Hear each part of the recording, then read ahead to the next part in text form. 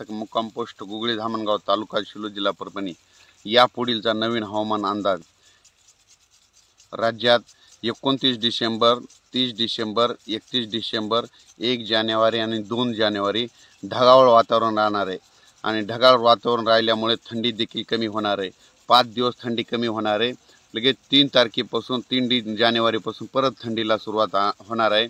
सर्व शेतकऱ्यांनी याची दक्षता घ्यावी।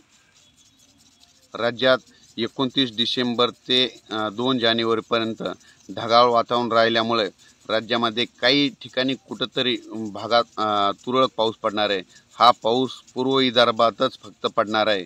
पूर्व विदर्भामध्ये नागपूर, वर्धा, गडचिरोली, चंद्रपूर, यवतमाळ आणि नांदेड काही भागामध्ये थोडाफार पडणार आहे। तरी सर्वांनी काळजी घ्यावी व तसेच हा पाऊस सर्वदूर नसणार आहे हे मात्र सगळ्यांनी लक्षात ठेवावे।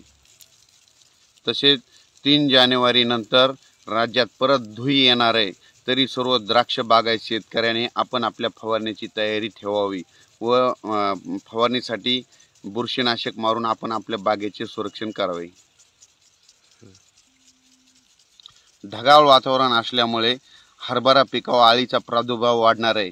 तरी सर्व शेतकऱ्यांनी एक कीटकनाशक आणि एक बुरशीनाशकाची फवारणी घेऊन आपण आपल्या पिकाचे संरक्षण करावे व तसेच ढगाळ वातावरणामुळे रब्बी ज्वारी पिकांना फायदा होणार आहे।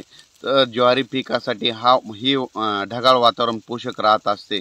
तरी सर्वांनी याची माहिती असावी।